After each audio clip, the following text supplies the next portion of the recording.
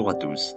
Aujourd'hui, je vais vous montrer comment construire un terrarium tropical dans lequel vous pourrez faire pousser de magnifiques mousses et utiliser un grand nombre de plantes aquatiques. Entrons sans plus tarder dans le vif du sujet pour voir comment j'ai fabriqué ce terrarium. J'ai choisi d'utiliser ici un terrarium de dimension 80 cm par 40 par 40 muni de deux aérations métalliques pour éviter les moisissures. J'ai ensuite fabriqué un support rigide en polystyrène expansé que j'ai fixé avec du silicone d'aquarium résistant à l'humidité de manière à servir de support à mon système d'irrigation. Ce système d'irrigation est tout simplement composé de tuyaux d'aquarium reliés à une pompe avec des coudes rigides dans lesquels j'ai percé des trous qui permettent à l'eau de s'écouler de manière régulière sur le polystyrène comme vous le voyez ici. J'ai ensuite fabriqué la base de mon décor avec deux belles pièces de Riverwood qui sont fixées à l'aide de mousses expansives. Attention, les mousses expansives doivent être compatibles avec les terrariums et les animaux. J'ajoute ensuite les pierres, ici des Serious Stone, ainsi que mon substrat de drainage composé de roches volcaniques et autres pierres poreuses pour assurer un bon support bactérien dans la zone immergée. Enfin, je termine mon sol avec une belle couche de sol technique pour apporter des nutriments à toutes les plantes.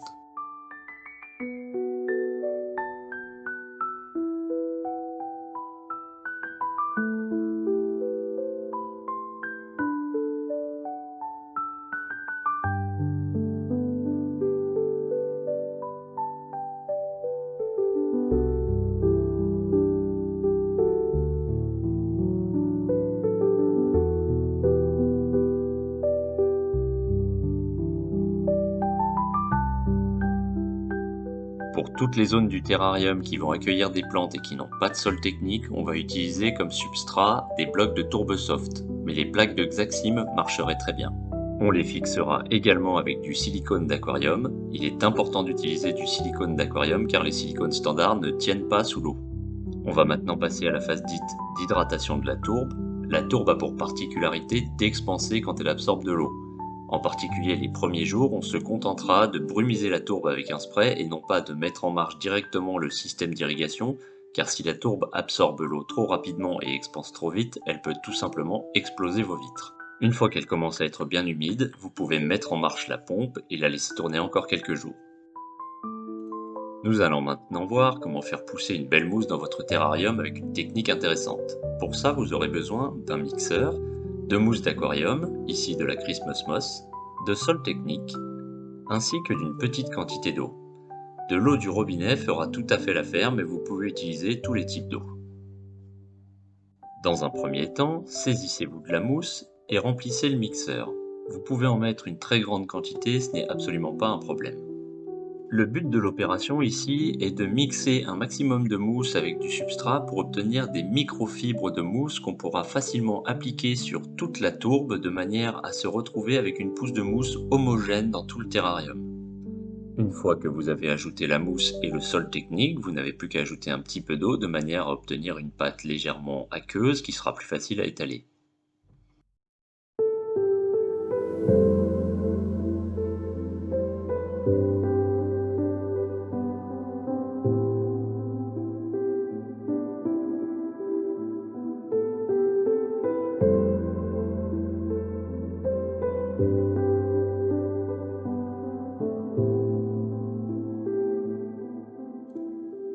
Une fois le mixage terminé, vous pouvez vous débarrasser du surplus d'eau, il ne faut garder que la pâte qui se trouve au fond, qui sera celle qu'on cherche à étaler.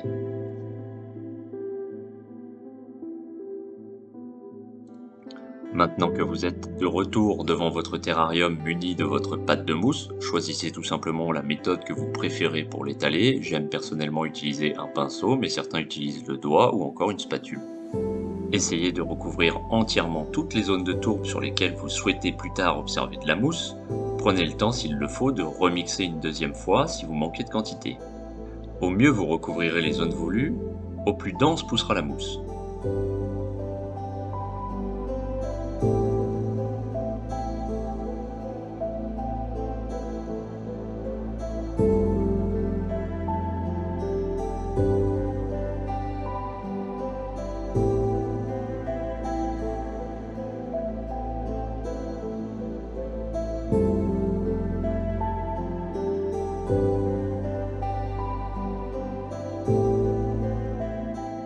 Intéressons-nous maintenant à la préparation des plantes aquatiques. Alors j'aime particulièrement les plantes in vitro car je trouve qu'elles partent mieux en terrarium, mais le choix vous revient entre in vitro et pot. Commençons avec la Micranthemum Monte Carlo qui servira sur le sol technique. Toutes les plantes in vitro sont dans un liquide ou un gel nutritif qu'il faut commencer par nettoyer dans de l'eau. Vous noterez ici que nous n'utilisons là que 3 pots différents, à savoir la Monte Carlo, l'Eleocharis putila et l'Hydrocotyle tripartita. La raison est très simple, ce sont les 3 seules plantes que je souhaite développer de manière un peu gazonnante et toutes les autres plantes à tiges pourront être ajoutées plus tard.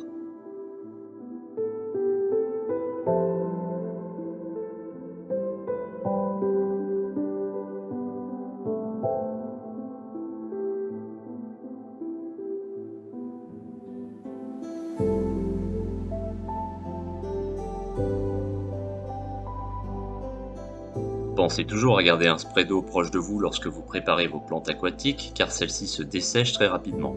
Je commence maintenant à préparer l'Eleocharis en premier. La préparation de l'Eleocharis putila est assez simple, comme pour toutes les Eleocharis, car le pot in vitro est assez dense et peut être détaché de manière à créer une grande ligne d'Eleocharis qu'on pourra ensuite facilement déchirer en petites touffes de manière à la planter plus précisément. Pour l'hydrocodyle tripartita, je vais procéder plus simplement et me contenter de séparer le pot en plusieurs petites touffes que je pourrais venir planter. Il ne sert à rien d'essayer de faire une grande ligne car vous allez simplement détacher plusieurs morceaux d'hydrocotyle les uns des autres, ce qui n'est pas désirable. Enfin, concernant les Micranthemum Monte Carlo, ma méthode préférée lorsqu'on l'utilise en gazonnante sur le sol reste d'utiliser un bol et une paire de ciseaux et de la hacher grossièrement pour ensuite venir la saupoudrer. N'oubliez pas de continuer à brumiser vos plantes régulièrement, que ce soit pendant la préparation ou pendant la plantation.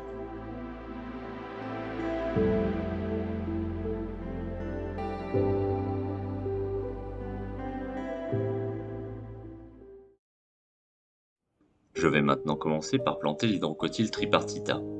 Pour la planter, je vous conseille vivement l'utilisation de pinces d'aquariophilie qui rendent l'opération beaucoup plus simple. Je vais les planter en petites touffes pour leur permettre de s'expanser au maximum et d'atteindre une belle densité. Ce sont des plantes qui vont avoir tendance à tomber en cascade et à rendre le plus bel effet.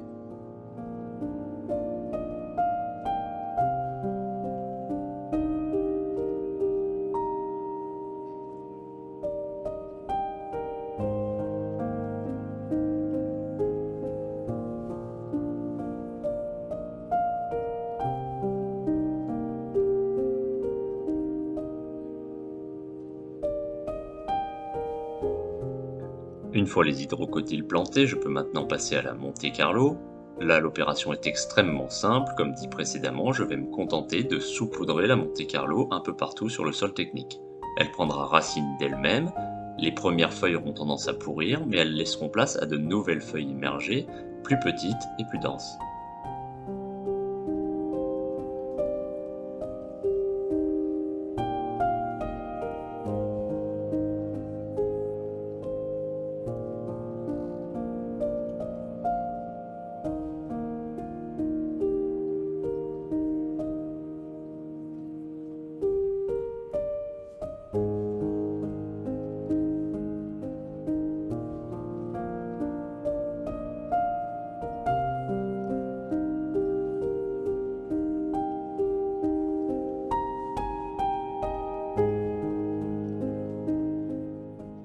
Je peux maintenant terminer en plaçant mes quelques pousses d'Eleocharis putila un peu partout sur le sol de manière à obtenir de jolies petites touffes. Notez qu'à la différence de la coriophilie, l'Eleocharis putila ne va pas se répandre aussi vite sur le sol et restera majoritairement en touffes localisées.